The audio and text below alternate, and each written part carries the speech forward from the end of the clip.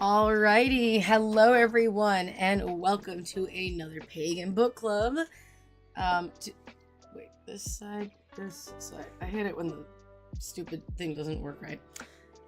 Okay, so we are live streaming now on Twitch and YouTube. We have some people in the lounge here. Also, I should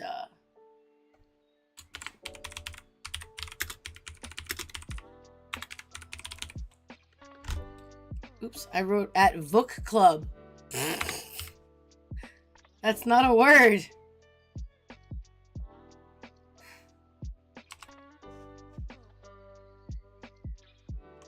Be you glorious bitch. I literally just said that on stream too. I missed your face. That's all.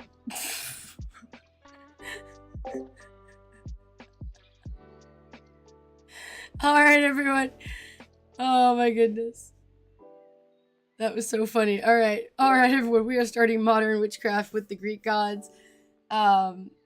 We were going to be reading and talking about pages 26 to 53. Yes, that's. You know, I did post it in the chat.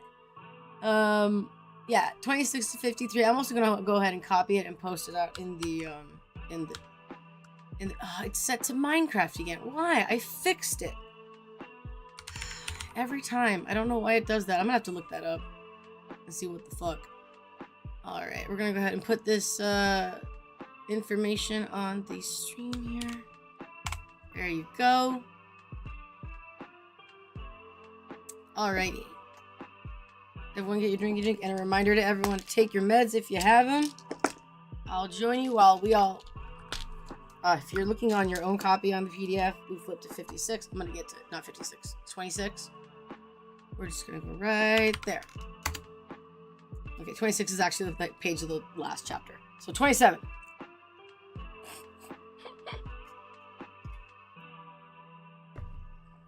Alright. A brief history of the Greek gods.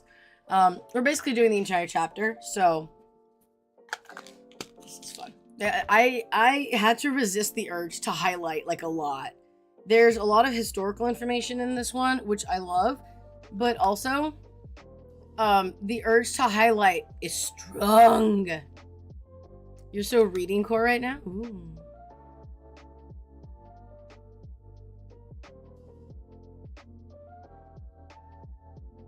Yes.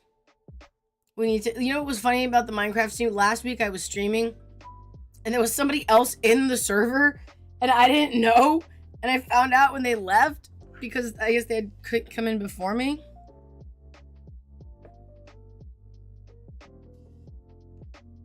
I am currently reading 2 books. I have one already waiting. Did that, and plus book club. And I'm gonna start reading the book club on a book about Hecate in a server that's actually applied for partnership. So, ooh, true crimes, very nice. Sorry guys, 1 second. I get hot flashes in the morning because the gods wish to torture me. I don't know. So, in the beginning of this chapter, the author describes them going to, okay, when I read this, I was confused, okay? So, let me not get the highlighter out. I thought it was really funny because it literally took me halfway through the chapter to realize that they were talking about Bath the place, not a bath. Not like baths, but Bath the city. I'm reading body and a bath. Ooh, nice. Yes.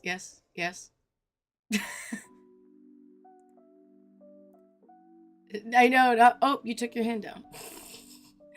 Anyone is allowed to come up on stage so long as what you're talking about is relevant to the book and you behave. If you don't behave, you're gonna get in trouble. I don't know how to. We have rules. So, all right.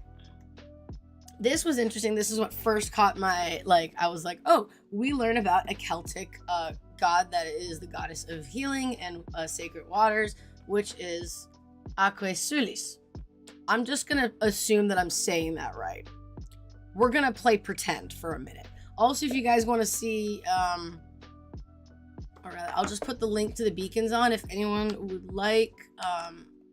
If you haven't followed our socials, that has all the links in it.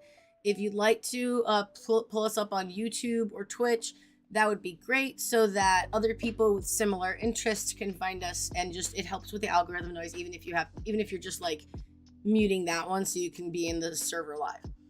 Okay, so Aqua Solis gets its name from Sulis, the local Celtic god of healing and sacred waters, who was honored by the hot spring that the Romans built their baths upon. Aqua Solis literally meaning waters of Sulis. Or so, I don't know how to say this. So, they might not be a god that you've heard of. I've never fucking heard of this god. Her name was certainly new to us, but Romans equated her with their Minerva. They're not saying that was Minerva. They're saying like it's similar to. Because later it talks about that a little bit. And who was known as Athena in Greece. The temple built to Aqua Solis was dedicated to epithet Sulis Minerva. What did we learn last time? We learned last time that many times when, whether it be Greeks or Romans, many times when people came and conquered one area, they would incorporate their mythology with the current, or their gods, and their pantheons. They would kind of bring them in and almost like merge or replace some of the deities that were there. We saw this with a particular example in the book of when there was a town conquered or a city conquered. They would keep the this, by the way, this knowledge literally came in handy this week. I'm my brain is exploding on this. I literally explained this to somebody else. I was like, oh my god, in my most recent pagan book club, which was really fun. So they would keep the goddess as they were, and their partner, their male counterpart, they would replace with Zeus. Because Zeus then became king of the area, right? And then he took the previous king, the previous person's bride. And that. So, similarly, it seems like they merged Sulis as... And that deity became an epithet for Zeus. I gave an example. I don't remember it. But here we're seeing another example. Sulis Minerva. Yeah? Yeah, big pagan. Yes, it is. Yes, it is. Yep, being super nerdy. Actually, yesterday I dropped some fucking knowledge that was like mind-blowing, and a lot of people also don't know. But by practice, we know it. Although Dionysus is not necessarily the god of sobriety, he is definitely a god of sobriety. And someone mentioned randomly, I love my local group that I go to. They're not a pagan group, but they are quite pagan coded, I would say. Wow, I think I may have actually used that term correctly. Is it coded? No, I don't know. Anyway, one of them randomly mentioned yesterday at this wrestling thing, praise Aries, that I went to, which wasn't a mistake, but I am suffering for this. They were like, oh, my birthday's coming up. I'm thinking of doing a Dionysus-themed a Dionysus party. And that's because they have Bifrost coming, which is something that one of the people who put together. And I was like, Bifrost? Like, they love using all that stuff and out pagan shit, and I'm like, I'm here for it. And I literally heard her say this, and I went, I want to help! I worship Dionysus! Like, immediately in a group of like 15 people, me hollering. Just far too excited.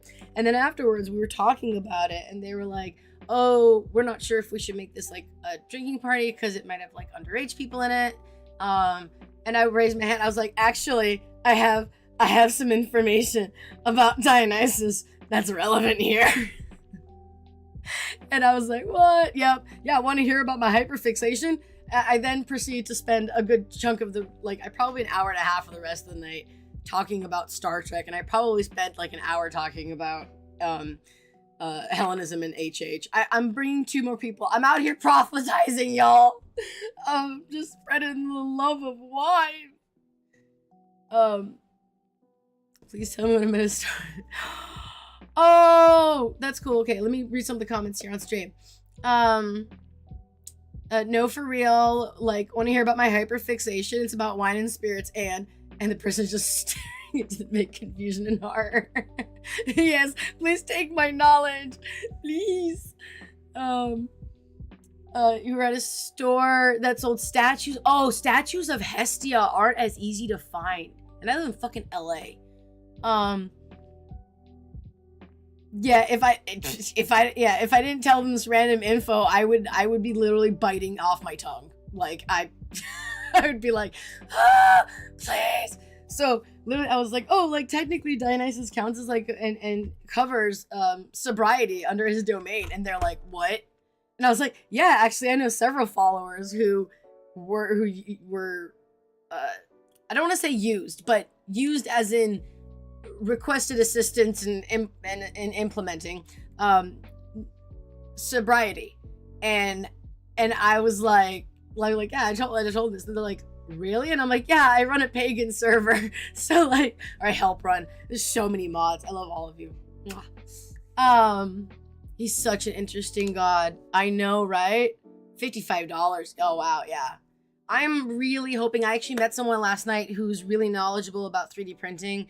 And I am nowhere near knowledgeable enough. I asked them, I was like, would you mind please helping me? Because they have an ender and I have an ender. And I was like, I don't know how to make it work.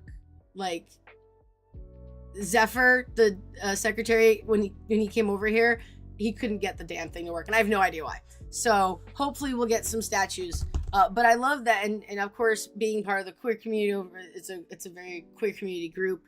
And, of course, Dionysus is mentioned, and I was like, we have like a bunch of holidays for Dionysus. We could celebrate them. I would love to help. Like, at this point, I think half that group knows that I'm Hellenist. Yes. Anyway, back to the book. Oh, it is getting hot in here. My room gets really hot. Actually, Alexa, what's the humidity right now? Go fuck yourself. It's 80%. I live in California. What the hell? 75 degrees in my room. I'm dying. Okay, so again, there were lots of things I wanted to highlight, but I really tried to like jump over them. I need this. Wait. I'm gonna forward this to I need what is that? Shh. Not volunteers. I need to send it to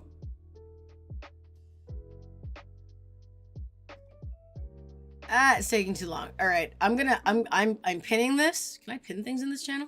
You can't. That's dumb. I want that as a little graphic. I want it. I'm gonna dump it in the art section. I want someone to do it. That's too funny. It's too fucking funny. All right, so, I love this because we did talk about this last time, and we kind of went over it again. Is like with expanding the cities. Even in the ancient world, Greek gods were never confined to just Greece, and today their images adorn buildings on continents that their first worshippers didn't even know existed. Names of the gods of Olympus have been on the lips of human beings for over 3,500 years, and that is something that is unlikely to change soon or maybe never. Let me say it. Thank you. Let me say it for those in the back. Ancient Greek gods have never been confined to just Greece. The names of the gods of Olympus have been on the lips, I'm getting goosebumps, have been on the lips of human beings for over 3,500 years. And that is something that is unlikely to change soon and maybe never. Fuck yeah. What's book club? Yeah, exactly, Melissa. I know you want me to focus. Shit, half the mod team's neurospicy. We're all like squirrel. I love this sentence. I want to quote it. I put it on a shirt. Just like, that's gonna be my rebuttal for everything now. Oh, there's Roman and Celtic religious ruins in Switzerland. That's so cool. Take pictures. I heard field trip. Alright, so the Greek gods adopted various guises as they traveled across the ancient world. Yes! That's it. Zephyr is the thing that we take with us now on trips. Zephyr came here, I took him on a trip. Now you take him on a trip. It'll be great. We'll just pass Zephyr around the mod to go and take trips. Split custody, right? Fun fact, medical service I use is named Athena Health. That's awesome. Yeah, there's so many companies. This is where I get salty a little bit as a pagan. I'm like, guys, the world, there's so much of our shit that you guys use. Red Bull gives you wings. The Caduceus is for like every medical shit. There's so much. And I'm like, you literally can't sit there and laugh. Right? You can't sit there and like be hating on them when you're literally you're literally putting the names of the gods, of our gods, in your mouth on a daily basis. And I mean, to me, words are power, right? So it's unlikely to change soon. The gods never died. They took a vacation. Okay. You want them for Christmas this year? Fine. You can have Zephyr. Yes. That's okay. I'll be running Dionysia over here. Saturnalia, sorry. I think there might also be Dionysia. Anyway, so yeah, we covered this in the first chapter, and we kind of, went over it again, that, local deities, as we said, became equated with figures of Zeus and Hermes and other myths. And like I said, we're not reading every word here. Hydrate.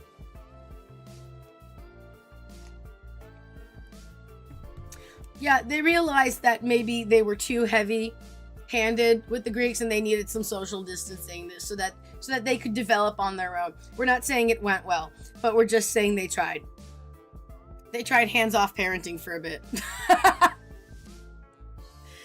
Alright, so in recent years, some individuals have attempted to place the Greek gods in a gilded cage and restrict their worship on the basis of ethnicity. The Greek gods have never been limited in such a way. I think that we need a sound. We need to clip that. I need to mark the stream. That's terrible. The Greek gods have never been limited in such a way. Hellenist is a open religion, right? It's an open practice. It's a evolving practice because time changes things. And things change. Exactly. The Greeks didn't try to colonize this hard to get Hellenism restricted. That's right. That's a good one. That's good. But yes, and while I'm just going to point out here. So while everyone's practice, so long as you're not hurting anybody or dealing with, close practices when you shouldn't be, is valid. Telling other people that they have to practice a particular way is not. Telling other people they can't practice because they're not one of us is bullshit. Again, except for close practices. Okay? They got Trojan horsed into academia and culture. They did, yeah.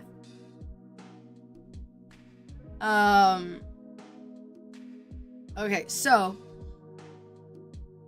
and that's also, I almost forgot. I didn't do a good job putting notes on the document this time.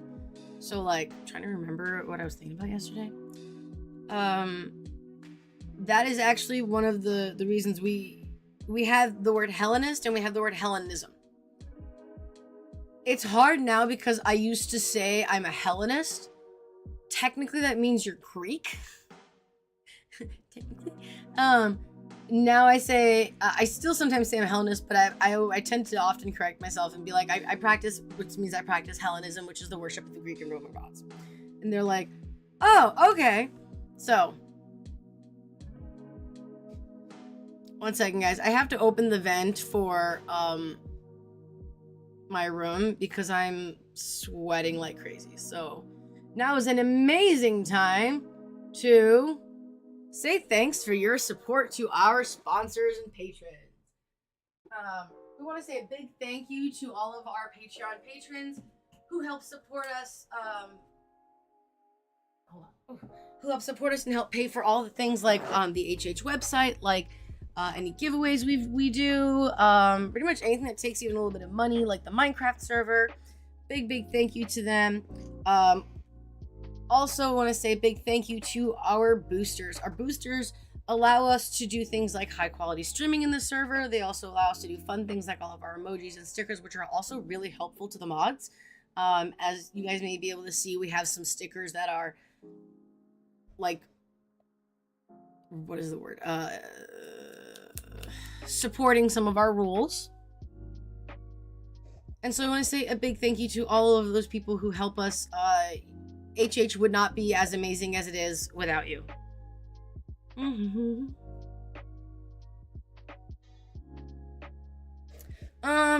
wouldn't say infamy. I'm like these. You know which one I'm talking about, Mercury. Like the vibe high and the drama low. I guess somewhat informational because it's telling people something, but like, yeah, like check pins. Check pins are great. Ta-da! Yes. So Mercury said, valid, I believe the gods echo everywhere, and academia was a big thing in ancient Greece. Absolutely. In a way, it wasn't to many. It's true. And we actually addressed that a little bit in today's reading. So we're gonna mainly their heavy play in literature, and some literature that was pivotal or is pivotal. So the Greeks were never limited in such a way, and while we respect those trying to revive religious traditions in classical Greek and Greek gods, the Greek gods have traveled far and wide for the last 3,500 years and have never been limited to just one geographic locale. In fact, some of the Greek gods have origins that lie far from the Greek mainland. Absolutely. I had to go look this up because I couldn't remember if it was Mycenaean or Minoan. And it's the Mycenaean period. It's Mycenaean. Dionysus actually, and we're going to talk about some ones, actually come from the original, I don't know what you call it, original first references that is thought to be connected to Dionysus actually come from the Mycenaean period, and the origin story of Dionysus, I think there's like 2, maybe 3. So like they got their they got their frequent flyer miles, okay? Like they got their frequent flyer miles. Okay. Oh yes, I love that new one. Yes, the gods love you. No, the gods are not mad at you. Yes, I love these stickers. Absolutely, they did change. We're going to talk about that a little bit.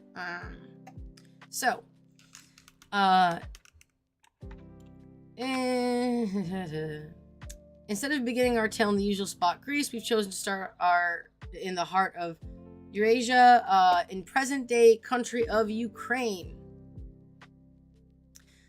There was going about 6,000 years ago, right? And the Indo-Europeans, we're talking about them. By the way, I want to actually highlight this in here. The Indo-Europeans were not a racial group, but rather a cultural group. They lived primarily as herders of cattle, which necessitated their need to travel because the cattle needs to graze, right? So Indo-Europeans are of primary importance because they spread their language and culture from the Indian Ocean to the Atlantic Ocean and like pretty much everywhere in between. The language of the book that we're talking about was written in English. It also has Indo-European roots, as do Armenian, Philygrian, I don't know what that is, Greek, Gaelic, Italian, Balkan, don't know what that is, and German. Yo, Armenian! I speak Armenian. Let's make sure I got both the chats up. Love cows. I mean, yeah, cows are the best. Are you learning German, Mercury? I think that's going to be handy considering where you're living now. So, the earliest version of Zeus bears little resemblance to the god we know today. And we're talking exactly about this, how their appearances and stuff change. We also talk about the actual depiction of their appearances later on. So we wouldn't have recognized him, 6,000 years ago, basically, because he wouldn't be dressed in the same outfit, but it was still a sky god and a bringer of thunder and lightning. And we reference here that, that sounds like the god Thor, and there's a good reason for this. Thor was born on those same Ukrainian prairies as Zeus. Pretty cool. Even Thor likes to travel, yo. Everyone likes traveling. Who doesn't love traveling? But not all Greek gods come from the Indo-Europeans. Indo-European deities also generally goddesses and gods of things that can be seen, and the more abstract ideas don't seem to be part of that pantheon as reconstructed by linguists. So, they had a business conference that century in Ukraine. Yeah, clearly. See, and everyone says I'm too corporate. They have business conferences. They had a discussion. It was like, okay, we're gonna move over to this department in this city in this country, and you're gonna move over to that department, and we'll go check out each other's home offices. I do not need to keep relating this to business. I just think it's funny at this point. So here we are, here we go. We go to the text here and that little academic stuff. And we're talking about cows. Cows. Business. So in the Homer's Iliad, written down somewhere between 700 and 800 BCE, the goddess Hera is consistently and referred to as cow-faced. And this goes to show language and the impact of language changes. This is why I wanted to bring this out. And how we look at things changes, right? Fucking love cows. I know you do, Mercury. With Christianity as a competitor some offices merged here and there with Christianity as a competitor business that tried to take over. They tried to push them out of the market. They tried to take over the market and have a monopoly.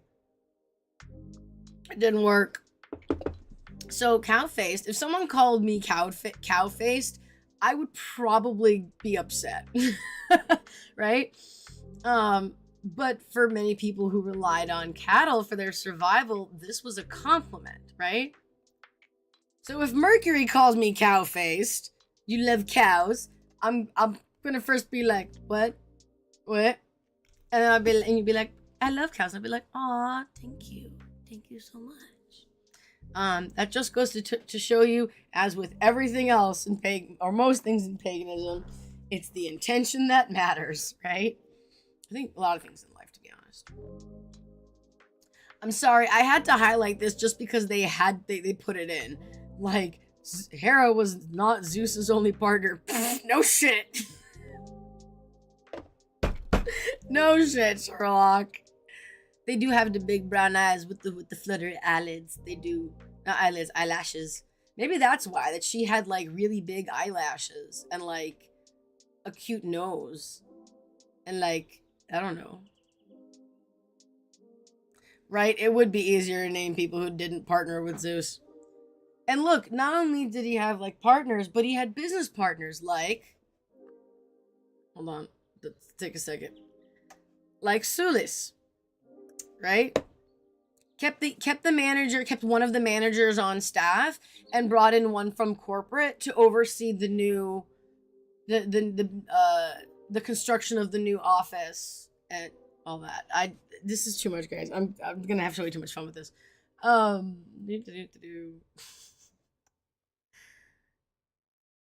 we talk about Zeus and Demeter's union, which is one of the stories of Persephone.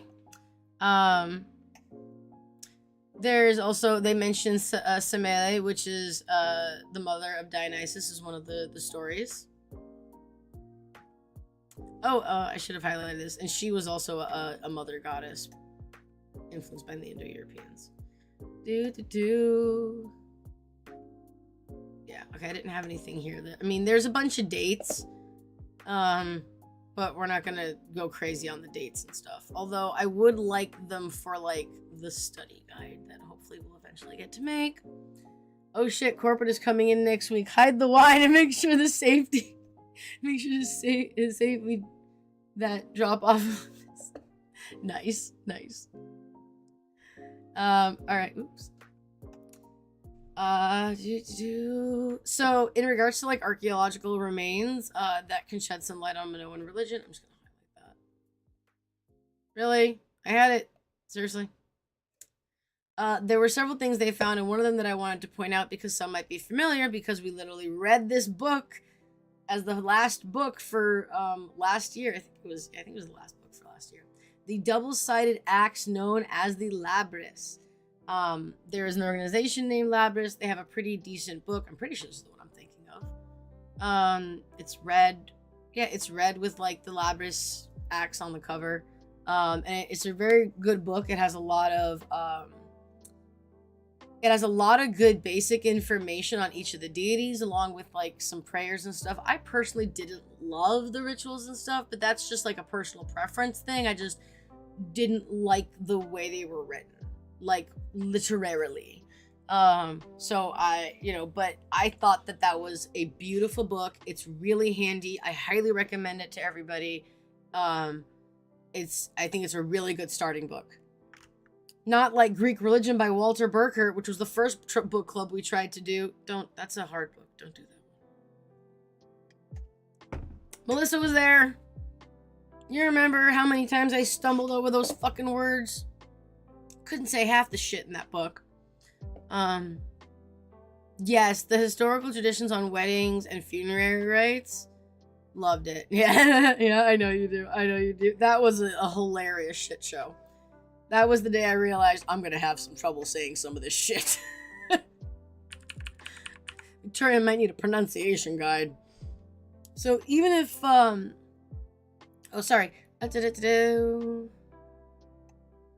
So the Labris, I didn't know this, is worn by many women today as a symbol of empowerment. It was sacred to the goddess at, I'm gonna say it's Knossos. I feel like the K is silent. Whose names have been lost to history, like many, which is sad. Because through understanding our past, we can learn how to better our future. And we can reflect on ourselves. Yeah, words are rough. Words are hard. I don't want a word today. Words are hard. It's formal and fancy in a way that I don't enjoy as my personal practice. Yeah, some of the stuff is a little fancy and a little formal. Also, I didn't look. I love it. Iambic pentameter. Okay, I'm sorry. I'm a rhythm based rhyming girl. So for me, things that are like do do do do do do do do do do do do do do do do like it drives me crazy. I'm like I don't know how to read this so that it sounds nice, especially because a lot of the prayers and ritual hymns are musical. So for me, when I can't find the rhythm, it kind of messes me up. I know not all rituals have hymns in it, but that's what I'm going off of, like the pattern of it, the I don't remember the word. It's not invocation is what we do. I don't remember, whatever the beat thing is called. It hurts to know how much has been lost. It really does. Though it helps remember the gods. Hey Cosmic, sup, welcome. First time chat, we're a Hellenic Pagan channel and we're reading Modern Witchcraft with Greek Gods by Jason Menke. So let me read this comment here. It hurts to know how much has been lost, though it helps to remember the gods in our past as a whole have always leaves echoes. I know the name of the wind god. Oh, I do. Great wind god Aeolus. I don't know if you noticed. That and Zephyr. Zephyr is also a wind god. Thank you, Epic the Musical. I will never forget that now. And that's also why I noted that someone, a content creator on TikTok, had mentioned that Epic the Musical is probably one of the truer representations of the Greek myths and stories, not because they are the most accurate, but because it is sung. And most of these were designed to be sung. My brain exploded on that. Cosmic, go ahead and drop your path into the, tell us about your path in the chat. If you want to. Otherwise, we are moving on. So, even if the Greek gods weren't born in Crete, the ancient Greeks seemed to realize that there was something important about ancient Minoan civilization. And going back to the Labrys, it was listed twice. I highlighted it twice. I will note this. This was interesting to me. In the bull-headed Rhython of the Minoans, many witches see a reflection of the horned god. I learned about this particular thing through, not Twilight, True Blood. Because there was a cult in one of the episodes, and they were honoring the horned god. And I remember looking that up and finding out that it was connected to the ancient Minoans. And I was just like, look, we learned so much through media. I am so grateful that we have so much media that includes all sorts of pagan gods and a lot of the Hellenist gods. We have a plethora. And I look forward to more. I know that we're getting another season, I think, we just got another season of Blood of Zeus. There's something else that's coming out with another season. And though these may not be historically correct, I love that the names of our gods are in the mouths of people. I love that we're getting more deep into the stories and into the characters and trying to see more. And I'm also going to put this out there. The muses are still a thing. Muses are still a thing. Maybe there's some whispers in ears. We don't know. We can't know. But, I love that it's happening. I love that it's been happening and that they're still being talked about. And as it said before, they never died. They never went away. Still here. Kicking ass, taking names. Just, differently. But the Minoan, I thought this was important. The Minoan civilization began to decline in approximately 1600 BC. And there's a lot of debate over the date, but there was an eruption of a volcano nearby the island of Thera, and that pretty much took out most of the island. So very similar to Pompeii, it was a massive destructive event and caused a lot of information and lives to be lost, which is a horrible tragedy, and obviously could, if we had a massive we have had massive weather events, tornadoes and shit. And even now, there are states here in the United States and other places of the world that have been hit with these natural disasters, and they're just struggling and recovering because it's so hard, because there's so much that's lost, and infrastructure and stuff. It's hard to get supplies and stuff nowadays to rebuild infrastructure. Can you imagine how bad it was back then? So, Library of Alexandria, yep. The gods are meant for us to groove. Yeah. All right. We have the mentioned bringing of the Mycenaeans as well here. So the end result of the cultural exchange between the Minoans and the Mycenaeans was in Linear B. Okay, I need to explain Linear A and Linear B, because I learned about this from Greek Religion by Walter Burkert, but because I learned of it, I didn't know what it was. And for most of the time that we were reading that, which we never finished, but most of the time we were reading that, I was like, what the fuck is Linear A and Linear B? What is this? I have no idea. And it drove me bonkers. And so finally I ended up asking, I think it was Menelaus. And I was like, I need someone to explain it. Do you know this? Can you help me? So Linear A and Linear B are two tablets with writings. They're in two different languages. And basically the biggest thing is that one of them was found on land and like on a, I can't remember where, but like on land, and the other one was found on an island. And they're from like, I believe they're a little bit of a time apart, but I can't remember how much. And so through these texts, tablets, we have found out more information about the gods, and about how these two cultures thought of the gods, knew of the gods, etc. Do I know a lot about those two tablets? No. Do I hope to go back to school and get a religious degree? Yes.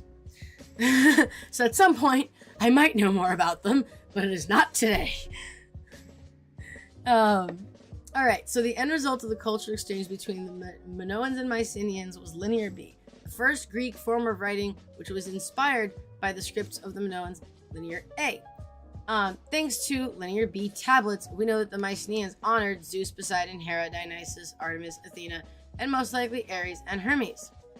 This means that 8 of the major 12 Olympians were worshipped during the Mycenaean period.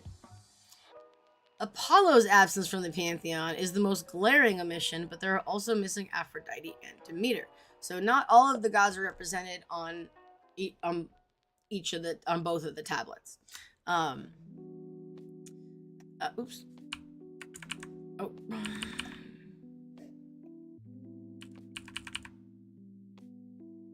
Yes. Yes. Exchange program in Greece. Come visit. Guys, I want to be rich so that one day that like we can do a group trip. That would actually be really cool. Class field trip. We could totally plan that. That's not even actually a hard thing. We could totally plan a group trip. I've planned up to like 20 people going to an event before. I could totally plan that. I don't have time to do that right now, but like we could totally plan that. Like everyone would still have to pay their own way, but like we could totally plan that.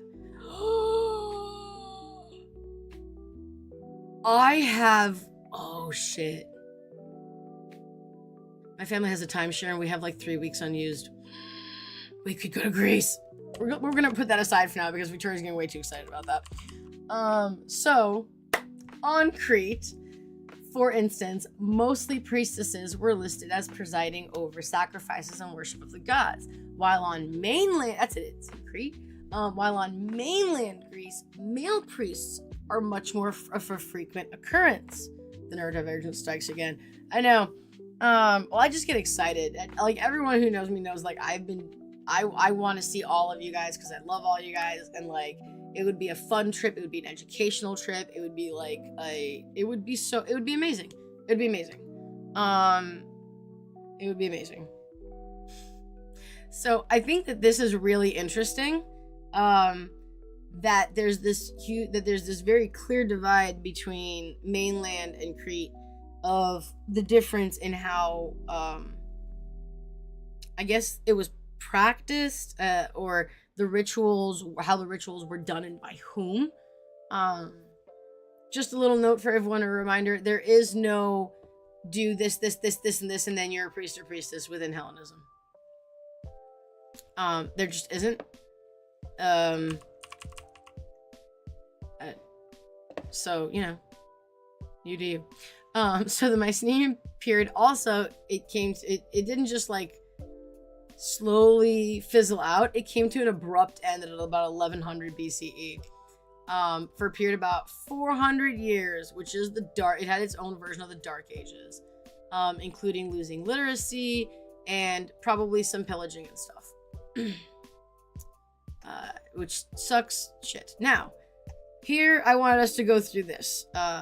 Primarily, this was the main thing I kind of wanted to go through, because I think it really, we need to go through it. It's a beautiful chart, and I think it's very helpful. And I would highlight all. In fact, I'm just gonna highlight the title.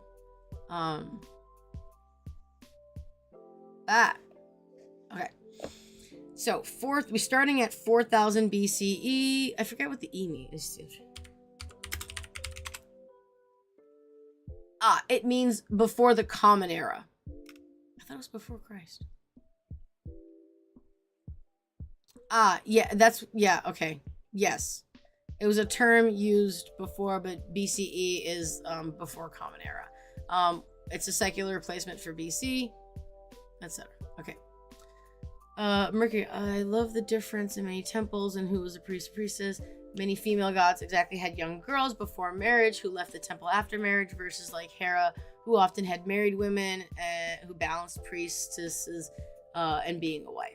And of course that makes total sense because Mama Hera balances being a wife and queen of the gods, right? Church field trip, absolutely. Oh my gods, that would be like a religious trip. Victoria's plotting things. So anyway, Indo-Europeans, they leave the steppes of Eurasia and they start spreading out, right? They're travelers, they're cattle herders. Then we get to the Bronze Age, which is between 3300 and 1200 BCE. And we start making metal tools, and which later lead to bronze statues in ancient Greece, right? 2700 to about 1100. There's Minoan civilization, and they kind of died off around a debatable 1100, right? 1600, and the Minoan civilization began to decline because of the volcano. They just couldn't recover economically, man. Then we have the Mycenaean period, which is between 1600 and 1100 BCE, and that's where most of the stories from ancient Greek mythology are set. I wish they had the times side by side, if they're in the same time period, because I would really like that more, as it would be much more visually understandable. So anyway, maybe we'll make that. Then we get into the Iron Age. Iron and steel tools begin to gradually replace those of bronze. Then we have Trojan War between 1260 and 1180. But it was between those dates, but we're like, we don't know. We have a Greek Dark Ages, which the great palaces of the Mycenaean period are abandoned. Literacy is lost. Everyone had a bad time. We don't talk about it anymore. We don't talk about 2020 through 2021. It's just the COVID years. I wonder if it'll go down in history like that. So after the Dark Ages, then we had the modern Greek alphabet developed about 850. And then we see Homer's Iliad. I didn't mean to actually highlight that. I just meant to select it. And the first Olympic Games were in 776 BCE. I think that is very important to remember. I couldn't write, I know. Yeah, I would definitely don't read about it. Rome was allegedly founded in 753 BCE. By 754, or I guess it's 52, because we go down numbers. Yeah. 52. Rome was already a thriving civilization because, they only needed the first day to build Rome. Okay. Then we have Hesiod composes the Theogony. We have the first Olympic Games with some wild stories for the... Oh, do they? I know we miss doing something for the Olympic Games, and that's just because I'm not a sport person, but I definitely want us to stream them and stuff the next time, and it'd be really cool to have some info on that to share, because I think that we can just rewatch them. We could just rewatch them. We could restream them. So then we have the Arachic period. I don't know how to say that. Democracy was first developed in Athens around 508 BCE. Another very important date, I think, to remember. I highly recommend studying this chart. I thought it was very helpful. The Winter Games are running. Yeah, we should stream it. I might stream it because I didn't get to see all of it, and I really wanted to. Or like the highlights, the Olympics condensed, something like that. So the First Great Persian War, the Spartans win the Battle of Marathon, as was told in the 2006 movie 300, right? I love that. We should watch 300. That was a great movie. We have the Second Persian War. We have the Classical period. This is when most of us, like when we're thinking of ancient Greece, this is when most of us are thinking about it. It's Athens in all its glory, and is when monuments such as the Parthenon were built. And that was in 480 to 323. I think that's a really important set of dates to remember. 470 through 332. There were, of course, the great philosophers who became very well known at the time. All right. The timeline of the Greek gods. Totally different timeline. Completion of the Parthenon in Athens. I think that's a really important date. We have the Peloponnesian Wars between the Greek city-states of Athens and Sparta in 431. Of course, Alexander the Great was born, and he dies in 323. I think he died at like 32 or 34, something like that. It mentions it here. The Hellenistic period. Greek culture is dominant throughout the Mediterranean, 330 to 323 BCE. Papyri. This is important. The papyri is really important. It's the papyri, I don't know how to say that, or PGM. It was written and shared widely throughout the Mediterranean, 200 to 400 BC. We mentioned the Greek papyri in last book club. Greek becomes the protector, of the Roman Empire, which essentially brings it into the empire, and a marble temple for Jupiter is built in Rome in 146 BCE. Then we have Julius Caesar coming up and starting teething while Alexander the Great is kicking ass and taking names, right? Technically he died. But we have 100 BCE. 58 through 51, Caesar conquers Gaul, right? The Pantheon, which is the temple of all the gods, is first built in Rome, 27 BCE. We actually have, do we have a Pantheon?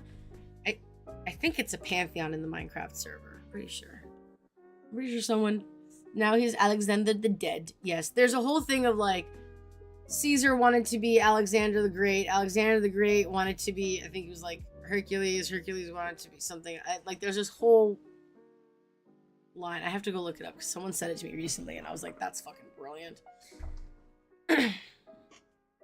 So Augustus Caesar becomes officially the first emperor of the Roman Empire. I think that's a really important date.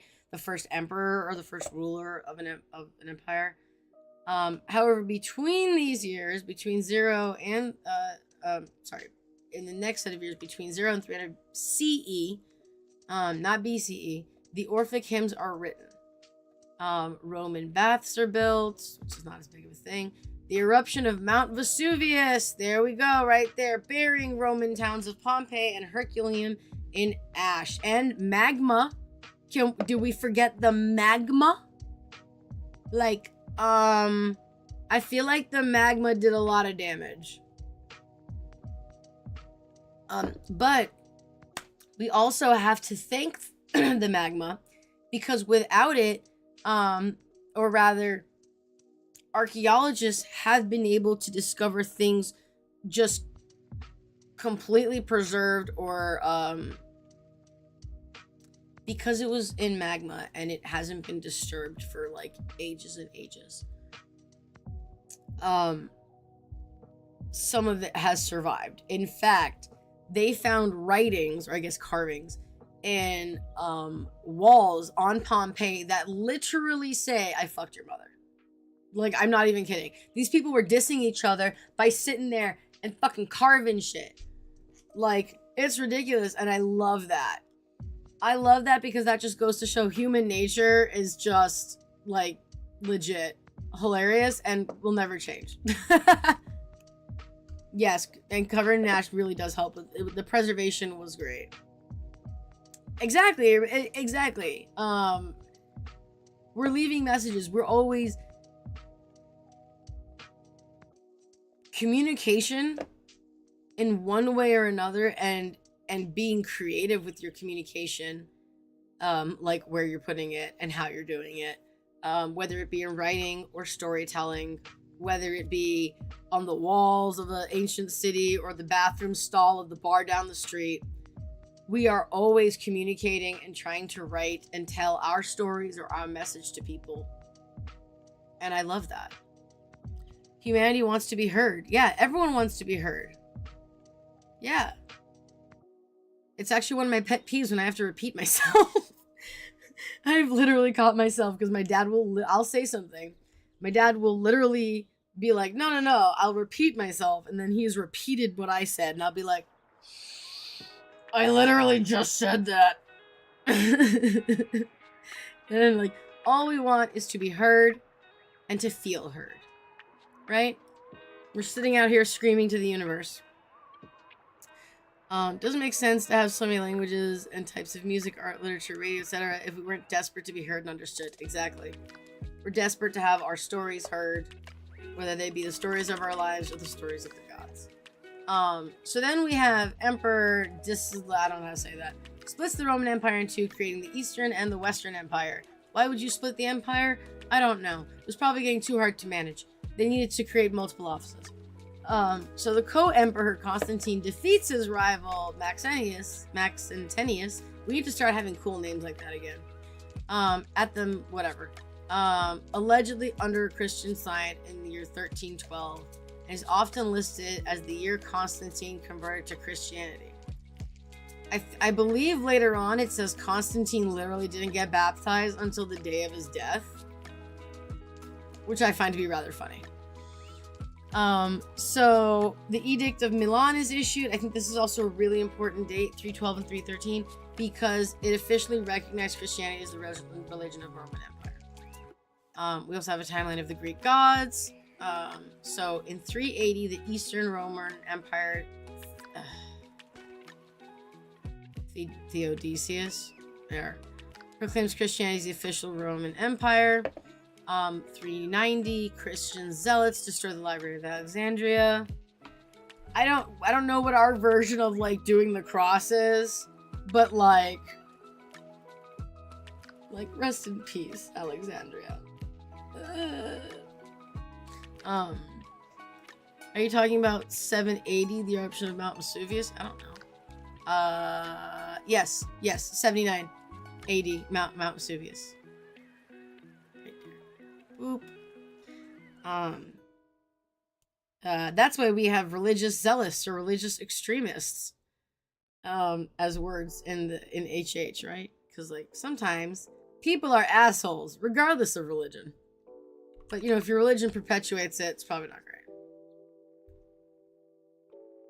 great. So 3092 CE.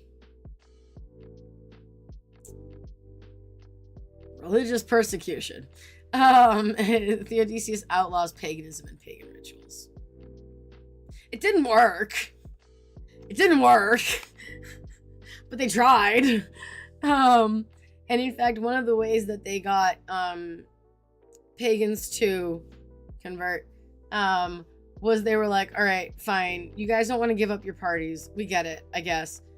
Can you just include, Christian gods and stuff?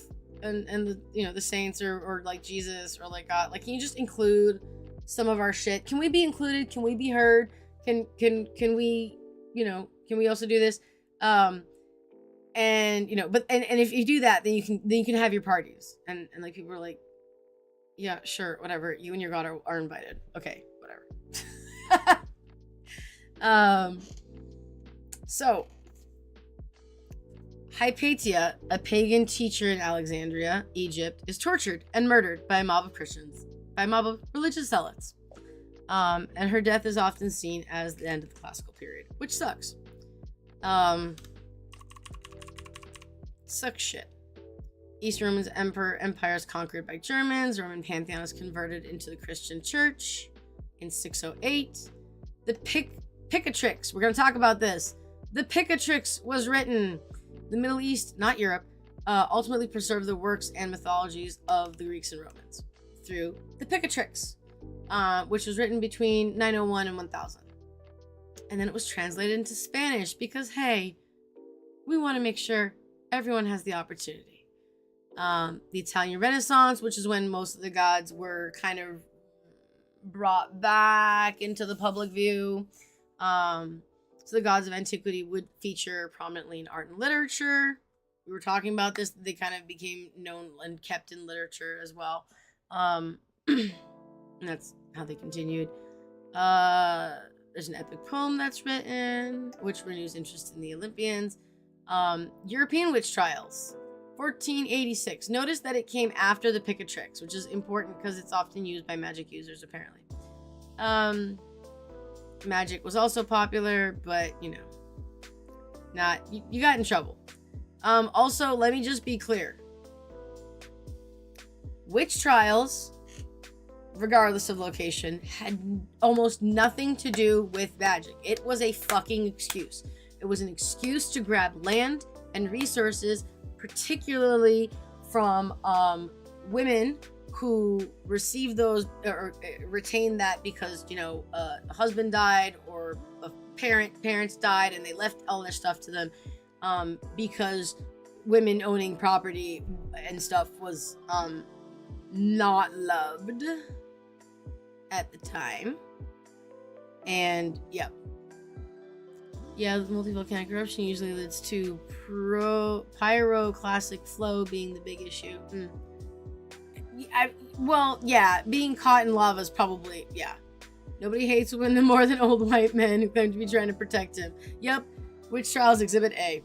And I actually just found this out from a really good educational but historical and mythology focused podcast, which I know is not.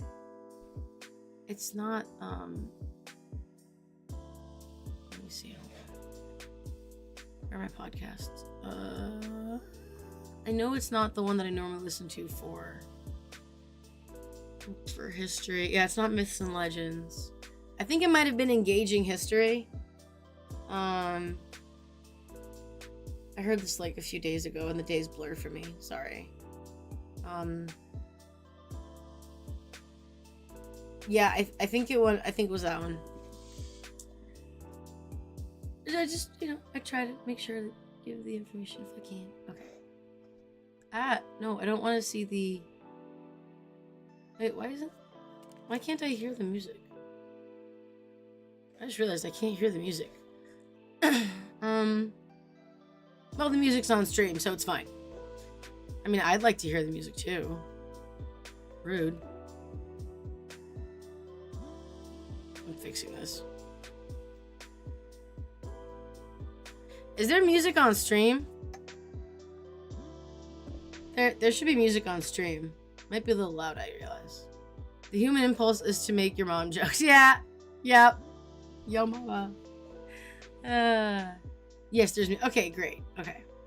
It's a bit loud. Thank you. Thank you. Turn it down.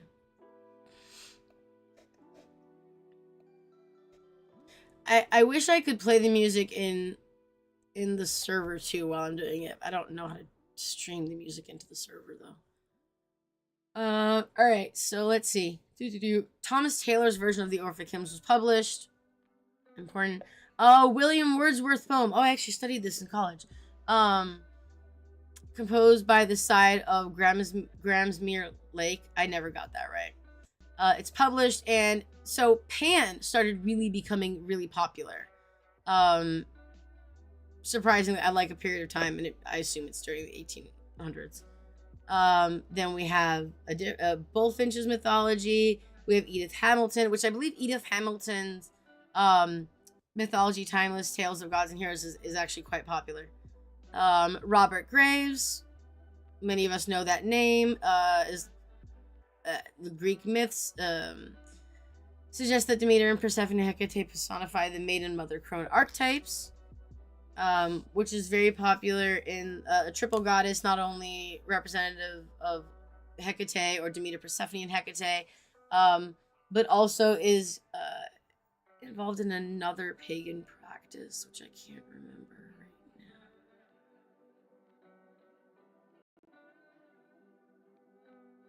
now. Nope, I got nothing. Witch trials, a variety of medical treatments, lobotomies and stuff, etc. Yeah, there's... Oh, I'm sorry, I didn't read this. There's a paper on it. Can't remember the name. Sorry, but if I could probably find it if people want it. There's a fair chance it might be in the library. that men claiming to do stuff to protect women was often followed heavily by a return or strengthening of the patriarchy and oppression of women. Yes. Getting them into the houses for safety was an excuse to slam the door and trap them inside. Exactly. Not only disrupting, preventing their ability to have autonomy, but also socialization. What happens a lot of times when you have abusers is they try to isolate you because it prevents you from getting resources to help. B, it prevents you getting outside information. I actually have this experience where I was raised in a very conservative household. And so there's a lot of stuff that I don't know about. A lot of music, a lot of art, a lot of literature that I never was allowed access to because of one reason or another. And when I went to college, it was like a whole new world. It might have fried my brain for a bit, to be honest. Yeah, this is for your own safety and good while actively stripping the world and people around them for their own profit and benefit. Absolutely. It's not cool. So anyway, and then we have Percy Jackson, the son of Poseidon, makes his debut in The Lightning Thief. I love that movie. That was a great movie. I think I've seen it like 2 or 3 times now. All right, so the Olympians conquer nearly all. So the epic poems attributed to Homer with oral citation were likely written down around the 700 BCE. And democracy had not yet sprung up in Athens, but the Greek city-states were well on its way to being published. Did we have the democracy in here? Do we have democracy? 700 BCE. Means we have to go back far. There we go. 508 BCE was the first democracy in Athens that was developed. So, right. So it wasn't like Homer's poems came about 200 years before democracy being established. We talked about this. That's the erratic, archaic. Is it archaic? We don't talk about the movie. So there's not. This is important. There is not one authoritative text when it comes to the Olympian gods of Olympus, but the works in Homer and Hesiod come close. I have had to tell this to people many times when explaining Greek Hellenism, which is that, look, I get it. Christians have the Bible. We don't have that. We don't have a singular official sacred text. We have the stories, and we always have to include that with the stories. These were, and I actually remember having a religious discussion which did not ultimately go well. Because when I start pulling out phrases like "my gods are older than yours," it's not going well. I had to point out to a woman I was being a caretaker to, who was like, "Oh, I'm cool with your religion, no problem," and then started being not cool about it. That when we talk about these texts and ancient texts in general, we have to remember, along with thinking about things like the witch trials, that there was a certain demographic, and this was also in the first part of book club, that it was said that a lot of times these stories and stuff were written by wealthy white men, or at the very least wealthy men. And so the narrative is not of necessarily equality, right? It's hard to collect books, which is why we have the amazing HH library filled with over 1,000 titles, thanks to our amazing resource committee, who has dedicated, I don't even know how many hours to collecting resources that have been donated by our wonderful membership, and organizing them and categorizing them. I'd actually love to show off the library for a second. I need to go get the link. Where the fuck's the library? There's too many documents. Shit. Library. There we go. Do we have the document? Oh, that's just the actual library. Let me go grab it real quick because I love it. And it's amazing. we reorganized the server a little bit a while ago, and at least on the mod side, so it's a little. There we go. I'm like, where the hell is the committee again? Let me grab the link.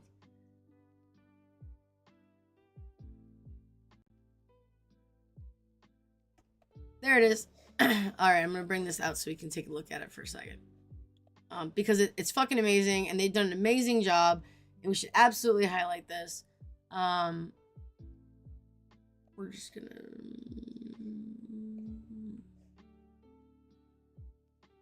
Oh, that's an image, not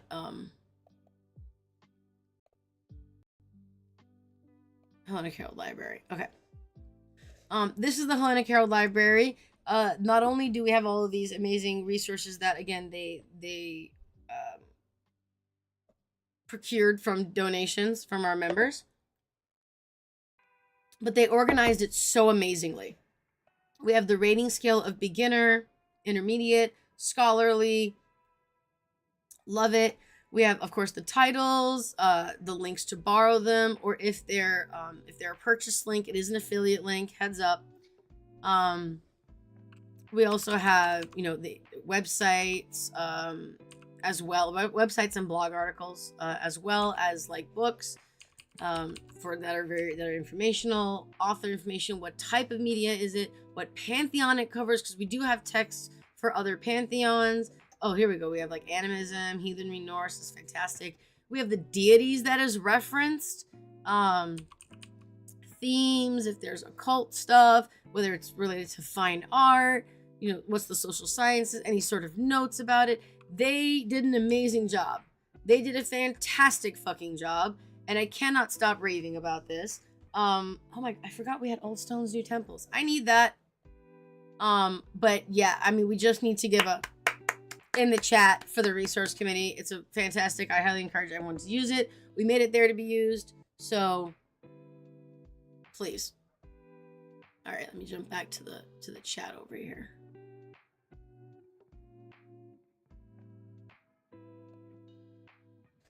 All right. So there's not one authoritative text, and that means we're book hoarders. If you want a hobby that's gonna be like you reading books or a lot of research, join Hellenism.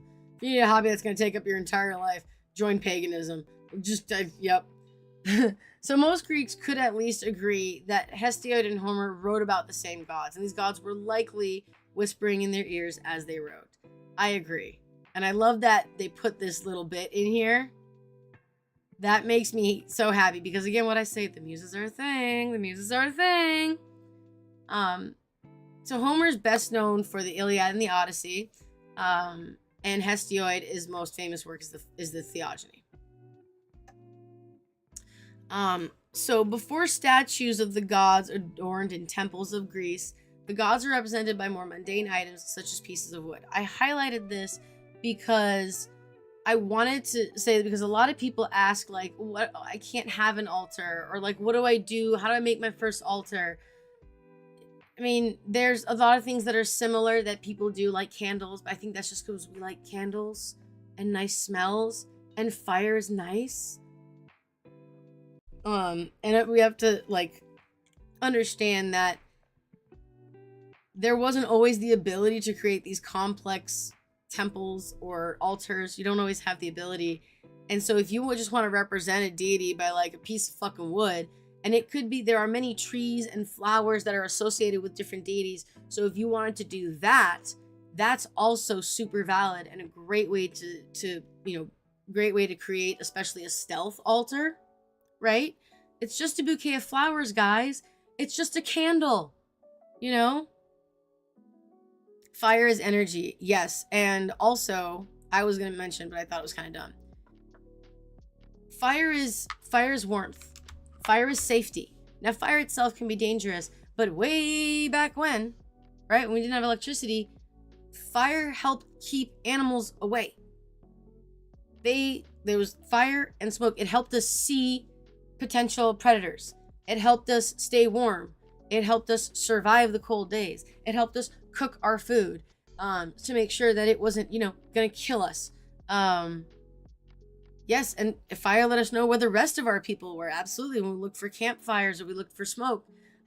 Fire, smoke signals were a form of communication, right? Fire is inherently important in like so many aspects of our life that it is also like I personally think this is my UPG. I think, says the pyromaniac, that I'm not actually a pyromaniac, okay? I just want to like, I just really like fire. That's probably a pyromaniac. Anyway, fire is sacred because without it, we would have died. Oh no! Ordinix, don't worry. You can always watch the replay on YouTube. It'll be up for a couple weeks. So, yes, yep, exactly. Fire was leveling up, man. We got better stats. Yes, we keep it up so everybody can enjoy it. But if you're on Patreon, you'll get access to the private link, and you can watch it anytime. Haha. I believe that was we posted last week's on the Patreon. If not, I'll post them both. Hi, Tempo. I'm sorry. I took up your space. Come on, baby. It's a blue screen. Don't worry about it. You're so lazy. I love you so much. She didn't even jump. She stretched out her arm. Cat cam, because we can't have a single H8 stream without a cat cam. Hey, baby. Look, you're on candid camera. This adorable baby. She loves learning about gods and stuff too. Okay. I have to actually look at the stream now so I can tell if the camera's correct. Yes, mostly. Okay. You're gonna move? You're just gonna get in my way some more? Okay. I love you too. Do you want to come here? Do you want to be in the stream? She wants to be in the stream. Okay, so you can put anything as a representation. You can put anything on your altar. Such a good girl. I love you so much. Seriously, this bitch is the love of my life. I love her so much. Okay, few individuals did more to change the entire world than the man we know today as Alexander the Great. Alexander's father, Philip II of conquered most of Greece, but his son would go on to conquer Egypt and Persia, and in the process spread Hellenic Greek culture. Baby girl, hold on. Just give me a second. I love you. You can sit here. Just like that. Can you sit like this? Thank you. I have to move all my shit around because she wants to be the center of attention. Here, you can sit right here. Not that you don't have a fucking basket. Are you going in the basket? Thank you. Goodness. So Alexander continued it by conquering Egypt and Persia, and in the process spreading the Hellenic gods and culture across the Mediterranean and to the borders, basically, of India, which also had a very robust mythology and religion pantheon at the time as well. So, shortly after taking control of Egypt, Alexander left the city he founded, Alexandria, and headed west. His destination was Siwa. I don't know how to say that. Whatever. Home to the oracle of the Egyptian god Ammon. No to the Greeks as Ammon. I don't... maybe it's Amon. Maybe the O originally gave emphasis on the A. I don't know how to pronounce this correctly. I really wish they had pronunciation guides. As a newly installed pharaoh of Egypt, Alexander was now seen as a god to the Egyptians. Right? Pharaohs. And his visit to Siwa was designed to bolster his connections to the Egyptian pantheon. Alexander was successful in his mission.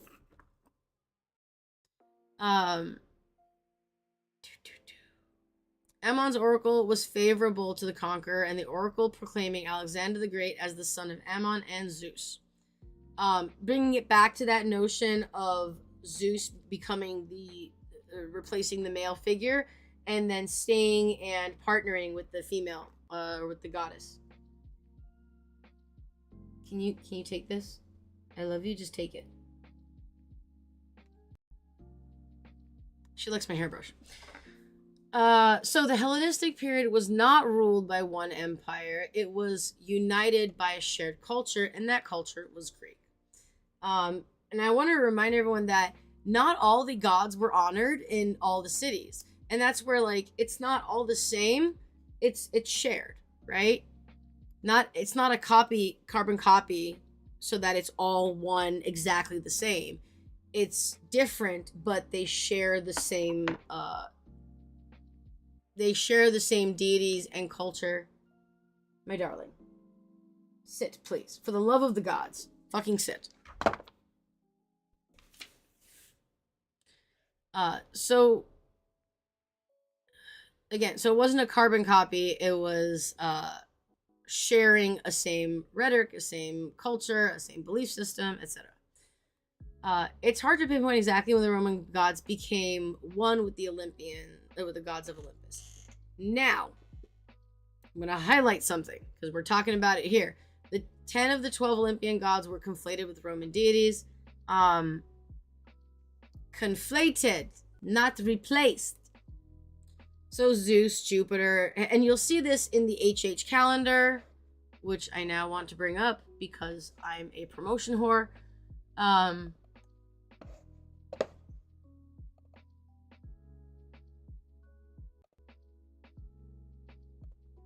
Okay. Obviously, I was looking at Zeus. So this is the 2025 HH calendar. I'm going to put some links.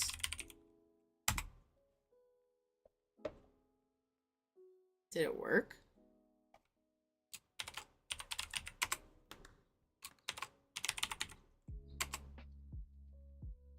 I don't think I'm using the right thing to trigger the response. Is it exclamation point? What's happening here? Well, that's lame ass. I have to check those auto things are not working anymore. All right, that super sucks. Now you want a demigod son? All right. Oh, you just hung the calendar on the week. Yeah, Zeus has abs, man. He be working out. I mean, his son is Aries, and that man's a gym bro. So for the calendar, let's go to this month. Okay. Can we zoom into this, please? You'll see we have not only, of course, the Greek name, but the Roman name, or the Roman conflating name. That. All right. It's almost solstice. I know. When is it solstice? The 20th. We should do something. Reminder to everyone: Father's Day. And Vesta, I don't know that one. That's a Roman holiday. I don't know that. I bet it has to do with Vesta, which is another name for Hestia, which isn't in here. Yeah, isn't in here. Yes! I know things. So you'll see in our calendar these names, the Roman names. Now, are they the same? No. Are they often used jointly? Yes. When I say, me personally, whenever I introduce myself and I say, like, okay, I'm a Hellenist, I say I'm a Hellenist. That means I worship the Greek and Roman gods.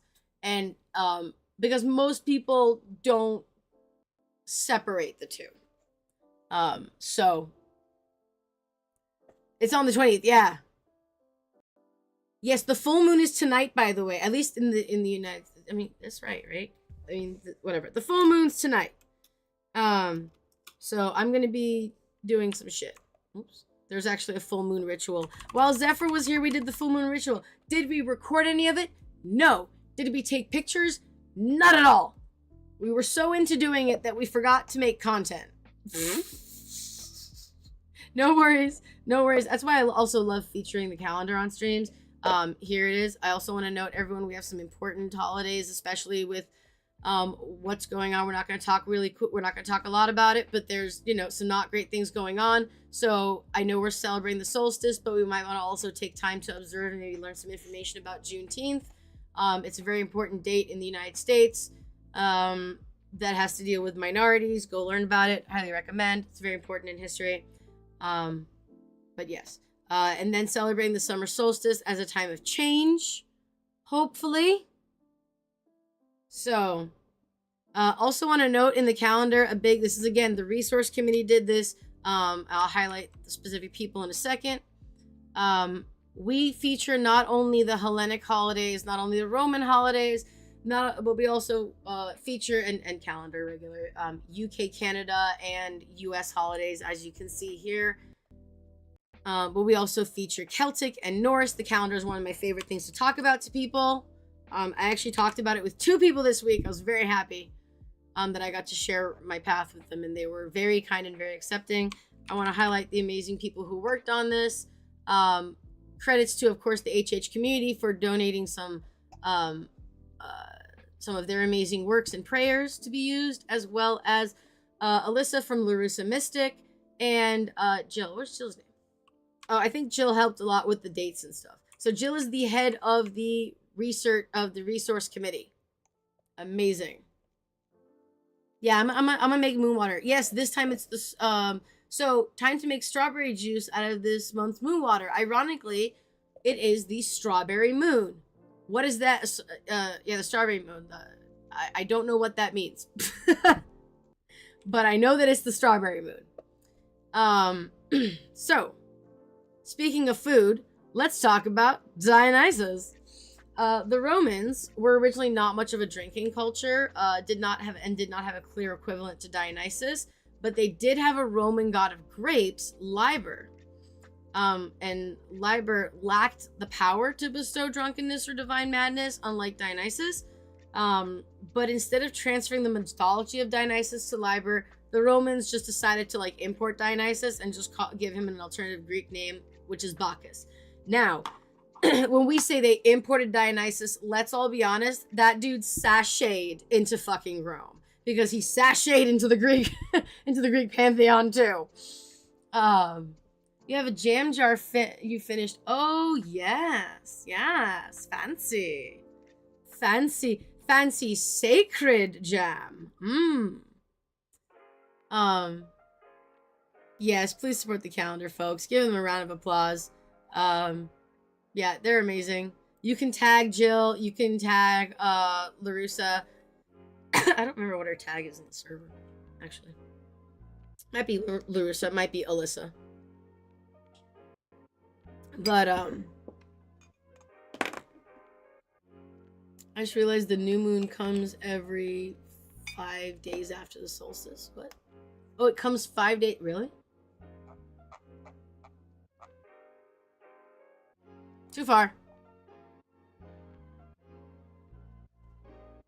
Oh, yeah. We should do shit. Oh, it's the Athenian New Year. Fuck, I thought that was next month. We should do shit. I thought that was next month. I didn't think it was this month. That was my bad. Time flies. Ugh. Man, darn. I got my months confused. Okay. So I also wanted to tell a really quick story about Dionysus that I just found out. About how wine was made. Which is, one of Dionysus's lovers was killed. I can't remember how, but they were killed, and it was by a god. Oh, it was for hubris. He basically said that he can ride a horse or get a chariot pulled or something like that better than Selene. And Selene was like, I'm sorry, I have a 4-horse chariot. You're saying you can drive? What? Hubris, bitch. Sit the fuck down. Look, I get it. You're dating a god. You got a little arrogant. You got a little mouthy. But, dude, chill. Why? Because it will literally cost you your life. And it did. So Dionysus came and he was like, my lover, no, I do not wish to be without him ever. So he turned his bones and bodies into the first vines and the blood into the wine. Very similar to another religion. Right? Very similar to another religion. The bread is my flesh, and the wine is my blood. Yep. I think so. I'm not sure though, to be honest. I'm not really good with the calendar stuff. Not good with it. And Dionysus was very often, excuse me, it's my alarm. It says go eat, or you're gonna be upset. I know that in many circumstances, in many incidences, there was a lot of similarities. Dionysus has a double birth story. He has a resurrection story. He has this story. Yes, there's a lot of conflation with that. Bot looks broken. Your commands are correct. Oh, thank you, Melissa. It does look broken, and I don't know why. Also, I should let me just put the link. I realized I didn't put the link in the Twitch chat. In the Twitch and YouTube chat. There we go. So, genealogies were often amended, and the gods with lower profiles in Greece sometimes had larger ones in Rome. Ares, for example. Because Rome was a little more aggressive. So, the Roman Empire made the gods of Olympus more popular than ever, and later would also bring about their decline, ironically. So the Romans were generally tolerant of religions outside of classical paganism, and were especially welcoming of deities from foreign pantheons. And we see this acceptance in Roman art. At the monument in Reims, France, dating back to the year 100 CE, depicts the ant-altler Gaelic god Cernunnos, flanked by Apollo on his left and Mercury, Hermes, on his right. There's no conflict between these three figures. It's just in a polytheistic society, blending the Gauls and the Romans, it was probably just made sense their people had various deities would all be depicted together. Also, the Gauls were not something to fucking mess with, man. So Mercury stands next to the Gaelic Celtic goddess of abundance in another piece, Rosmerta, as if it's a natural thing for the two different deities to be doing. You're standing where? What? So actually, if anyone hasn't heard my cul-de-sac theory, it's not really a theory, but it's like a visual understanding, I guess, of the multiple pantheons. In my head, I'm like, look, there's a religious cul-de-sac, okay? And what I mean by that was consider it like a really fancy neighborhood where all these big McMansions are. So the Greeks have one big McMansion, and all the gods for the Greeks are there. The Gauls and the Celtics and even the Christians, they all have big McMansions, right? And they're all next to each other, like living in the little religious cul-de-sac. And so it wouldn't be odd for Mercury to be friends with Rosmerta. It wouldn't be odd for Cernunnos to be friends with like Apollo and Mercury. Why? Because, hey, if you live in a cul-de-sac or if you live in like suburbia, you get to know your neighbors, right? Do some barbecues, you like hang out for birthdays or whatever, celebrations, and you get to know each other. Yeah. It's also great they can celebrate religions together without diminishing. Exactly. I think that's really great. Exactly, without diminishing or ignoring it. But remember, we just said it. The Romans were generally tolerant of religions outside of classical paganism. So, anything like art and stuff is fine, but so long as you're not practicing, there were a few religions that Romans did have trouble absorbing.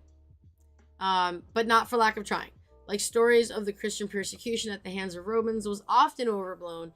I don't know how accurate that is, but in most cases it could have easily been avoided by Christians if they had bothered to pay their taxes. Remember, there are two things that is certain and guaranteed in life: death and taxes. And make proper sacrifices in honor of the Roman emperor. Bribery's always been a thing. But the glories of martyrdom drove Christians to be rather unaccommodating of the rules of Rome. We still see the glories of martyrdom today. And I understand, but also, please don't. Your family loves you. Like, whatever the reason, people care. So, bribery's always good.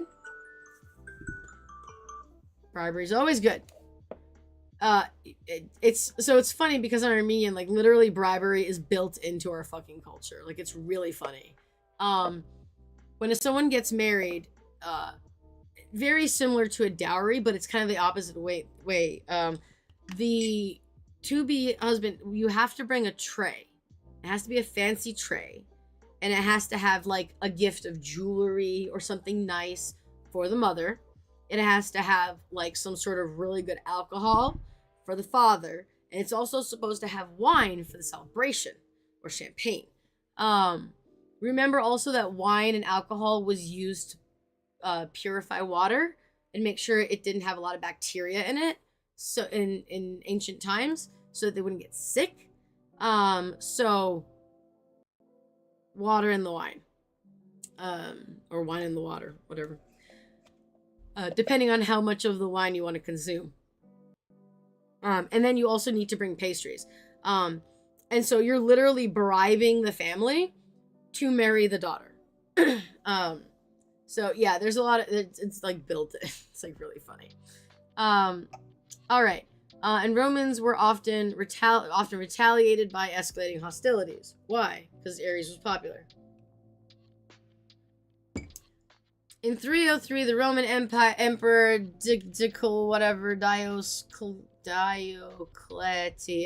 Diocletian, that's probably not how you say it, formally outlawed Christianity, probably because they were causing trouble. And he was like, yo, guys, look, if you're gonna be jerks, y'all can't be part of the club. Sorry. Don't be jerks. Let's not cause problems. I mean, we're not doing a good job ourselves because the Romans were escalating hostilities.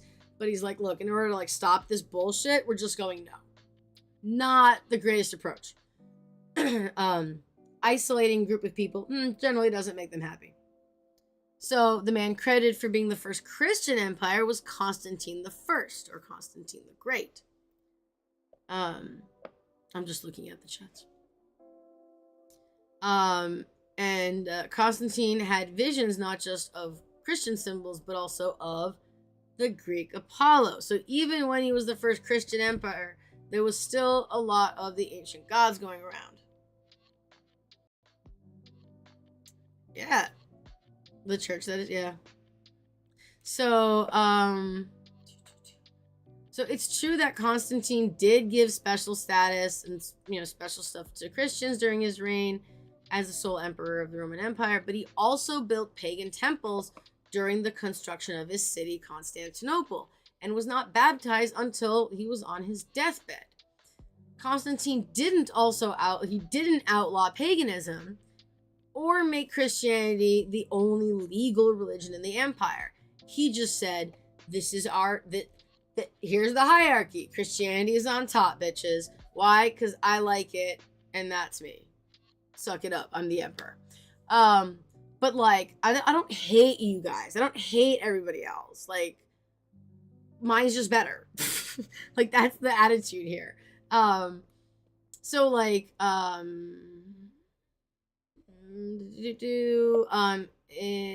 Emperor Theodosius proclaimed Christianity was the official Roman of the empire after that. So making Christianity the official religion didn't suddenly mean that the Olympians were immediately ended. Of course not, right? A man convinced against his will is of his own opinion still. I'm going to say it again for those in the back. A man convinced against his will is of his own opinion still. Just because you're saying it's not okay doesn't mean we're going to stop believing. And you certainly can't stop people from praying in their heads. That's for sure. But the ensuing decades and centuries, the formal worship of the gods kind of ceased. And like, the gods who had first watched over ancient Greece and later Rome were now seen as demonic entities. They were villainized, just how it goes. History is written by the victor, and, they villainized the other team, whether or not they were right or not. So the golden age of the Olympians had ended, but again, they would rise again because the names of the Olympians have never truly left the mouths of humans. How much do we have left? Actually, a lot. This chapter was very dense. It was a lot more dense than I thought it was going to be. Obviously, I started highlighting a shit more time as we went through. All right, let's see. The survival and triumph. After the Christianized Roman Empire, the gods of Olympus still had a degree of fascination for their former worshippers, but instead of viewing the statues of antiquity as empty vessels, this is important actually, Christians were actively afraid of them. So statues of the gods are something like people were actively afraid of, and through this, I'm going to just highlight this whole section basically. One of the things that were really cool was surprisingly the arms and heads of pagan statues were especially problematic to Christians. So they would cut off the arms and the heads of statues and then continue to destroy the rest of it. Ideally because it was like separating, it was like destroying the power. They still remained a part. The gods still remained a parts of society because, of course, the Greeks had named the planets and stars after the gods, and often constellations like Orion's belt was never ultimately replaced by like Noah's Ark or something. It still remained. The gods still existed. They were the names of the gods were still in people's mouths because of this, and even the days of the week. The days of the week are named after Greek and Roman gods, among other gods, actually. Martedeli, I can't say this. Tuesday through Friday were in Italian, and were named after Mars, Mercury, Jupiter, and Venus, respectively. In English, Tuesday and Thursday were named after the Norse gods, Tyr and Odin and Thor, while the goddess Frigg claims Friday, and the Roman equivalents of these in order were Mars. Okay, so they just throw me through the cat door. Were Mars, Hermes, Venus, Zeus, and Venus. Friday is named after Frigg because she was the Norse goddess and was thought to be the best matchup with Venus. In Italian, Saturday took the name of Sabato in honor of Christian Sabbath, but in English, it's still Saturn's Day. Saturn's Day. The Olympians may no longer have been worshipped, but their names were still being spoken. One of the most impactful works in magic and astrology is a magical text known as Picatrix. It was first written in Arabic, and then it was translated into Spanish and several other European languages. What's amazing about this is that it concerned primarily utilizing the power of the spirits for personal gain. Spirits connected directly to planets alongside the sun and the moon. One scholar described the instructions and exhortations involving the planets in the Picatrix as being equivalent to prayer, and apparently they certainly do sound that way. It's important to note that even most people who use the Picatrix were probably Christian, and the invocations of the planets in the book certainly sounded like worship. Why? Because we do invocations in our rituals, right? We call upon the gods and ask them to come and join us as we honor them, right? So it was more than just words of magic. It also included descriptions of the likeness of the gods, which is very important because the depictions or the explanations of the likeness of the gods was kind of lost a little bit. I remember it mentioning here. We're gonna go a little quickly. Yeah, it was because of the Middle Ages, because the text and stuff. They still knew the names, but not everyone remembered what they looked like because they weren't reading anymore. So, and they have like an interesting like. Hold on, it's really loud. Mars is often depicted as a knight fighting the Crusades, and one of the oldest images shows Jupiter as a pleasantly plump Christian monk, complete with goblet and crucifix. Of course, this makes sense because Mars is seen, Aries, as a warrior knight, of course, because he's a warrior. And having him in chainmail makes much more sense in this context. But the Olympian gods I love this, but the Olympian gods most likely wanted to be thought of in their classical forms. We are actually taking into account what the gods might want themselves. And I think that's pretty fucking cool. We talk about the images from classical antiquity begin to reemerge in Italy around the 15th century. And they were not only painted on fine art, but also like on furniture and stuff. And what was important was the gods had reclaimed their traditional looks, and the people were again interested in reading their stories and creating new ones. The gods didn't quite disappear with the Christianization, and they didn't disappear after the period we call the Renaissance, right? The Orphic hymns were translated to English during that time, and because the Orphics were a mystery cult, unfortunately, we don't know a lot about them, but they did seem concerned primarily with the survival of the soul after death. At the start of the 19th century, Pan started getting really popular. We also have a book, here we are at the end, Aradia, or the Gospel of Witches, which was written and transcribed by American Charles Godfrey I don't know. Allegedly containing some mythology, magical practice, rites of Italian witches, and not surprisingly, Diana, Artemis, features prominently, I believe Artemis, right? Someone correct me if I'm wrong, features prominently in this work, illustrating a continued importance of the Olympians. They never stopped. Long after we are all gone, it seems likely that the people will still be speaking about Artemis, Apollo, Aphrodite, and Hera, and the gods of the Greeks will continue to look upon us from the metaphorical Mount Olympus. This shit makes me want to cry. I love that. I love that. So for next week, because I think we're going into 2 hours. I don't think this is gonna take less than 2 hours, to be honest. Like per book club, it's kind of intense. It's not a hard read, but it's a lot. Like it has a lot of good information in it.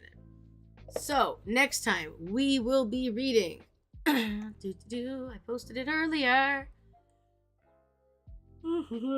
This is why we have trouble when we try to pin things and we need them. Here we are. Next time, we are taking off from... We are starting on 55 with Zeus. We're getting into the gods. Ooh. Fun. We are going to be reading 55 through 80. Zeus and Hera. So, and that's going to be on June... Is it on Juneteenth? No, it is on Juneteenth. Oh, crap. All right, we're going to be on Juneteenth on the 19th of next week, the next Thursday. We are going to be talking about Zeus and Hera. Awesome blossom. I stayed up so late, guys. I'm so dead. All right, yeah, so we're going to be reading 55 through 80. And I'm also going to be posting some more questions in the book club chat. So the questions that we had last time, I'm just going to pull them up.